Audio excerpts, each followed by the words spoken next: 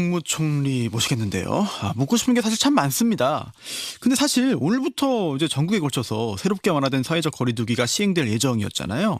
뭐 비수도권은 예정대로 적용되지만 수도권 확진자가 늘면서 서울, 경기, 인천 모두 이제 일주일 동안 이제 뒤로 미루기로 했습니다. 상황이 이렇다 보니까 이거 좀 차질이 크게 생기는 거 아니냐라는 지적도 나오는데요. 김부겸 총리에게 직접 들어보도록 하겠습니다. 총리님 안녕하세요. 네, 안녕하십니까. 네, 반갑습니다. 네. 네, 취임하신 지 뭐 한 달 반 정도 지났죠? 네, 그렇습니다. 예, 네. 예. 아유, 많이 힘드실 것 같습니다. 상황이 워낙에 이게 심각해서. 예, 뭐 워낙 이제 상황이 엄중하다는 것을 네. 국민들께서 잘 아시고 그래도 방역에 많이 협조를 해주시고 네. 백신 접종에 협조해 주셔서 그래도 지금 버티고 있는데요. 네. 이 갑작스럽게 이게 네. 오늘부터 거리두기 완화를 앞두고 이런 일이 벌어져서 국민들도 걱정을 하시고 또 저희 방역 당국도 바짝 긴장할 수밖에 없는데 네. 다행스럽게 어제 지금 이번 조치 자체가 결국은 자유를 주되 책임도 함께 지는 그런 방식이잖아요. 그렇죠.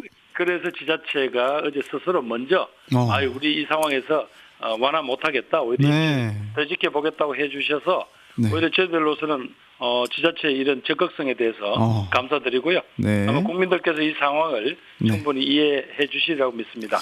그 자유와 책임이라는 그 표현이 피부에 확 와닿는 것 같습니다. 네. 예, 자율과 책임. 예, 네네, 예. 자율과 책임. 네. 네네. 그런데 이게 지금 일주일 뒤로 미룬 거잖아요. 네네. 예, 유예 연장 조치. 그리고 일주일 지난 후에 다시 검토하겠다. 예, 예. 이런 건데, 왜냐하면 일주일 동안 잘 버텨가지고 확산세가 조금 꺾인다고 하더라도 그 후에 완화하면 다시 또 올라가는 거 아니냐 이런 걱정도 되거든요. 결국은 아마 이런 파동을 거치면서 네. 국민들이 그 영국이나 이스라엘처럼 거의 끝났다고 하다가 지금 다시 확산세를 맞고 있는 그렇죠. 그런 지역의 사정이나 이런 것들을 보실 겁니다. 네. 오히려 또 우리들한테 이 바이러스균이 오히려 경고장을 주는 것이 아닌가 그런 거라고 생각하시면 될 것 같고요. 네. 왜냐하면 이제 방역 당국으로서 거리두기 완화를 할 수밖에 없었던 것은 국민들께서 한 1년 반 동안 열심히 마스크 써주셨잖아요. 그렇죠. 그래서 예. 많이 지쳐 계시고 네. 무엇보다도 자영업 하시는 또 이 서민 경제가 네. 여러 가지 어려운 건 또 현실입니다.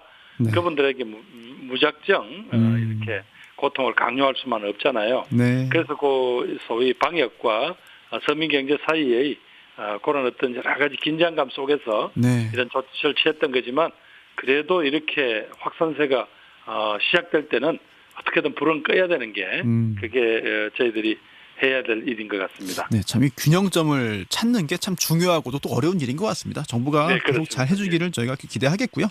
네, 감사합니다. 네네. 백신 이야기도 한번 해야 될 것 같아요. 네. 이번 달부터 50대 또 다음 달부터 40대 이하 그 일반 국민들에게 이제 확대될 예정인데 네네. 계속되는 우려입니다.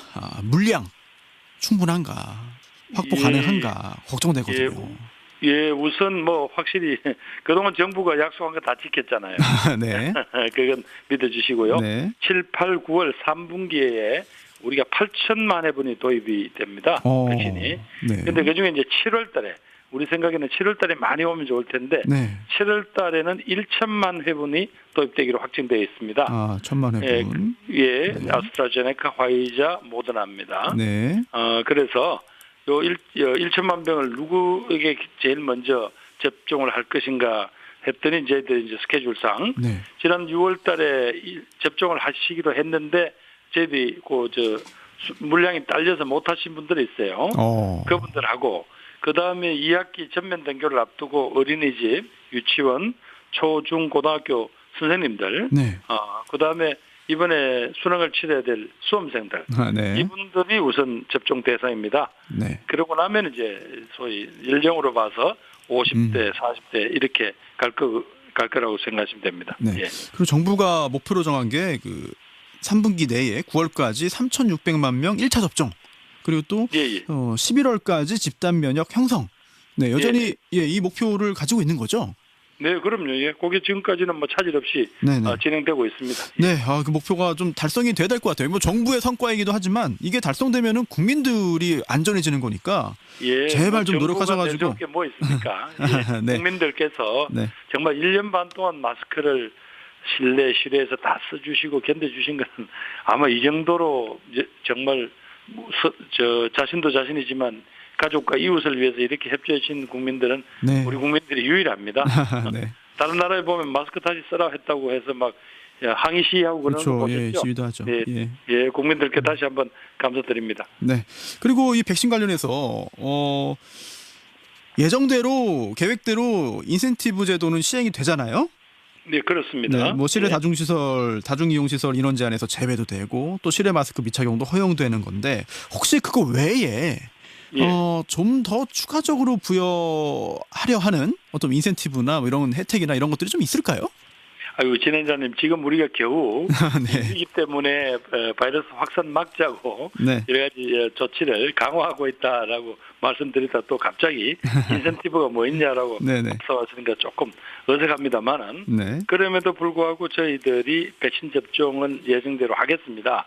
이게 되면 그동안 좀 소소하게 사실상 개인이 여러 가지 제약받았던 게 제법 있거든요. 곳곳에서 우리 이제 그 뭐 예를 들면 우리 강습 같은 거, 요양병원의 면회 같은 거, 그다음 실내 다중이용 시설에서 모임을 했을 때 인원 제한 같은 거 이런 데서 확실하게 접종을 하신 분들한테는 여러 가지 그런 혜택이 있습니다.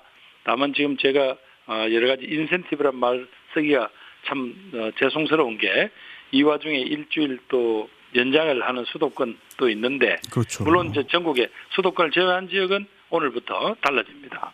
상당한 제한이 거의 다 없어진다고 보시면 되죠. 다만 마스크 쓰는 문제는 개인 실내는 무조건이고요. 실외에서도 조금 마스크 쓰는 것은 특히 젊은 층을 중심으로 변이 바이러스 확산 등을 막는 데는 마스크가 제일 효과적입니다. 국민들께서 이 상황을 잘 아시려고 믿고요. 여러 가지 인센티브들은 계속 저희들이 현장의 목소리를 모아서 계속 발표해드리겠습니다. 네, 어떤 마스크 중요하다는 거는 계속 저희도 잊지 않도록 해야 될 것 같고요. 그리고 또 코로나 관련해서 또 논란이 되고 있는 게 있죠. 5차 재난지원금입니다. 이게 참 끝나지 않은 논쟁인 것 같아요. 보편 지급이냐 선별 지급이냐 이게 논쟁이 끝없는데 일단 이번에는 당정이 소득 하위 80%까지 지급하기로 합의를 했지 않습니까? 그 이유, 근거 좀 듣고 싶습니다. 예, 결국은 뭐 물론 모두 다 그 전 국민을 주자고 하시는 분들의 논리는 두 가지지 않습니까? 한 분은 코로나로부터 누구도 고통을 안 당한 국민이 없다. 그다음에 하나는 사실 선별하는데 여러 가지 국민들을 말하자면 가른다.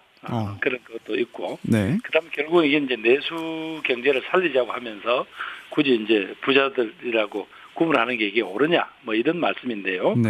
지금 요걸 아셔야 됩니다. 우리가 이번에 편성한 금액 자체가 35조입니다. 이제 세금이 더 거친 거에다가 작년에 못 쓴 부분들 이런 것까지 해서 그런 건데 그 중에서 우선 우리가 알아야 될 것은 이 법에 따라서 일정 부분은 말하자면 작년에 우리가 추경을 하면서 빚낸 거 있죠. 그걸 우선 이제 갚아야 됩니다. 한 2조 정도는. 그다음 약 한 12, 13조 정도는 지방에 각 지자체에다가 이제 교부금이라고 그분들도 살림살이를 해야 되잖아요. 그다음에 교육재정 교부금이라고 반드시 학교와 교육시설에만 투자하는 돈이 있습니다. 그게 한 12조가 나가게 되면 우리가 편성할 수 있는 돈 자체가 한 20조 내외인데 많이 줄어드네요. 예, 그럼요. 그걸 가지고 백신도 사야 되고요. 또 지난번에 작년부터 이렇게 영업을 금지하거나 제한된 업종들이나 혹은 아예 예를 들면 여행업 같은 데는 아예 문을 닫아버렸잖아요. 뭐 문을 안 닫았지만 사실상 거의 뭐 손님이 없잖아요. 그런 업종들을 어떻게든 지원을 해야 될 것 아닙니까, 그분들이.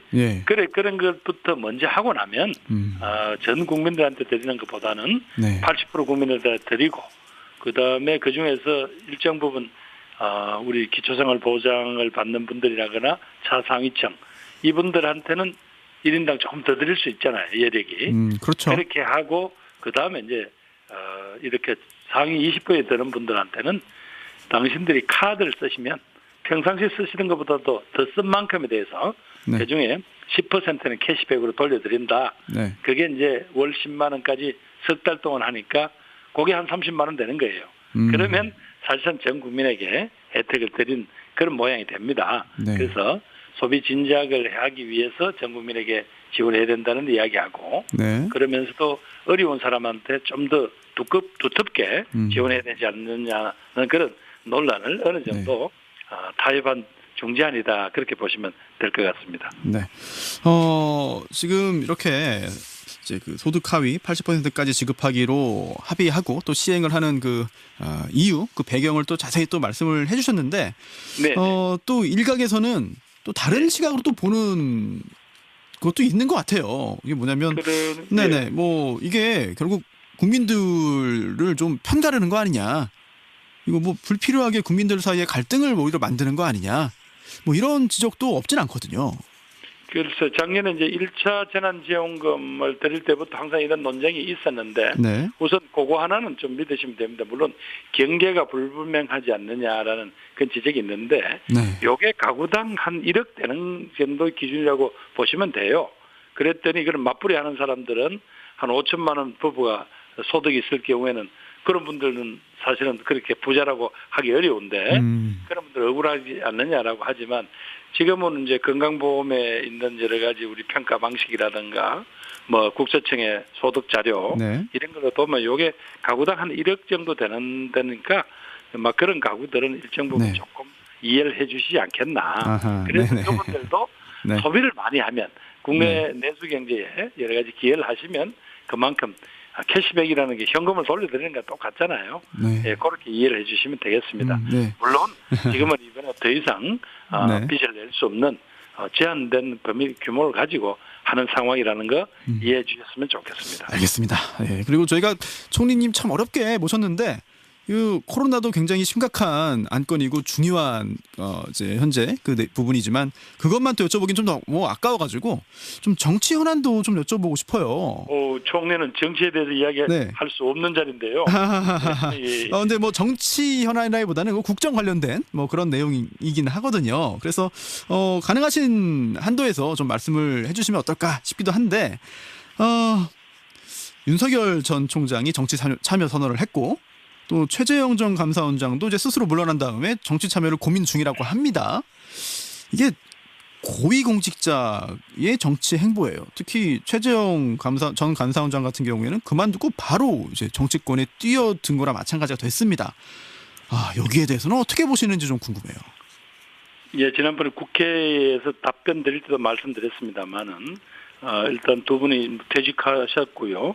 또 퇴직하신 분들이 정책 행보를 하는 것에 대해서 행정을 책임지고 있는 국무총리가 말씀드린 것은 적절치 않다고 생각합니다. 네. 다만 네. 왜 우리가 검찰총장이나 감사원장님에게 임기를 보장했냐라는 걸 생각해 보면 네. 또 그 자리가 갖는 공직사회라든가 국민의 삶에 미치는 영향이 막대하잖아요. 네. 그래서 그 자리에는 아마 그 개개인 그 지위에 계시는 분들의 도덕성과 또 그러면서 정치적인 입김으로부터 좀 자유로운 중립성 네. 이런 것들을 지켜라. 그래서 임기를 보장을 한 그런 취지인데 두 분 다 중간에 이제 간둠으로써 네. 그것도 정치적 이유 때문에 간두심으로써 그런 국민들이 봤을 때 임기제를 보장한 자리에 대한 네. 아쉬움이 있죠. 뭐 그래서 네.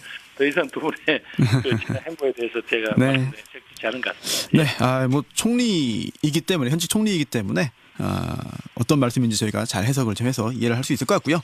그리고 또 청와대 인사 검증 실패, 국민들이 좀 화가 났습니다. 현재 김기표 반부패 비서관의 부동산 투기 의혹, 뭐 사퇴했지만 사실상 경질이 아닌가 싶어요. 제가 볼 때는 청와대 인사 검증 시스템에 문제가 있는 거 아니냐. 여기에 대해서는 총리로서 좀 어떤 생각하시는지 궁금합니다. 예, 그 문제도 아마 대통령을 직접 보좌하는 분들에 대해서 제가 뭐 이것저것 지적하기는 그렇고요. 네. 다만 이제 앞으로 청와대 대통령을 옆에서 보좌하는 자리들은 막강한 무게와 책임감이 있는 그런 자리 아닙니까? 그렇죠. 뭐 옛날처럼 뭐 권력제 자리도 아니고. 네. 그래서 그런 데 가시는 분들은 본인 스스로가 여러 가지 그 국민 눈높이에 맞지 않다고 하시면 스스로 거절하는 것이 그게 네. 맞다고 봅니다. 사실은 이제 청와대 인사 검증 시스템이라는 게 옛날처럼 무슨 세세하게 개인을 무슨 정보기관을 동원해 사찰하거나 이런 게 아니잖아요. 네. 그러니까 상당 부분 제약이 있을 수밖에 없다는 게 한계가 있다. 거의 한계가 있다는 겁니다. 그래서 본인 스스로가 결국은 네. 국민들이 다 알게 될 텐데 네. 그런 것들을 가지고 본인이 처신하셨으면 좋겠습니다. 네, 저희가 한 1분 좀 넘게 남았는데 이제 정권 이제 마지막 마무리 단계로 가고 있잖아요. 네. 현 정권이. 네. 총리로서 뭐 정권 네. 마지막까지 총리직에 계실지는 뭐 현재로서 저희가 뭐 알 수는 없지만 네. 정권 끝나기 전에 네. 이건 정말 꼭 해내야 한다. 이건 정말 꼭 네. 해내고 싶다. 이런 국정 과제가 있다면 좀 말씀해 주시죠. 예, 뭐 국민들과 함께 꼭 해내야 될 일은 역시 이제 이 당면한 코로나19가 던져준 위기. 네. 이것 때문에 사회는 더 양극화되었고 많은 국민들은 평온한 일상을 되찾지 못하고 있고요. 네. 그 중에서는 정말 서민 경제를 뒷받침해주는 그런 자영업, 중소기업 등의 어려움이 가중됐고요. 네. 그래서 이게 끝나고 난 뒤에도 회복되더라도 그분들의 이 고통, 이 양극화라는 이 큰 상처, 이거 우리가 함께 풀어야 되거든요. 네. 모든 정책은 거기 집중할 겁니다. 그 과정에서 네. 우리 아이들이 학교를 등교를 못하면서 갖는 교육 격차, 네네. 그다음에 사회생활을 못해서 오는 그런 어려움들이 있습니다. 이것은 학교 선생님뿐만 아니라 학부모, 네. 우리 모두가 정말 함께 달라들어서 네네. 이 문제를 풀어내야 됩니다. 그런 당면 과제가 있고요. 네. 나머지는 우리 공직자들이 정말 네. 이제 정권이 또 다음 정권이 온다고 일종의 정권 교체나 교대 이런 시기를 맞아서 공직자들이 국민들의 기대나 눈높이에 맞지 않는 그런 네. 처신 이거 있을 수 없습니다. 반드시 이거 기강을 네. 똑바로 잡아서 네. 국민한테 부끄럽지 않게 하겠습니다. 네. 그리고 무엇보다 고마운 것은 끝까지 이렇게 방역에 협조해 주시고 백신 네. 접종 협조해 주신 국민 여러분들께 감사합니다. 저희들 최선을 다하겠습니다. 네, 알겠습니다. 총리님도 끝까지 최선을 다해 주시고요. 저희도 열심히 응원하겠습니다.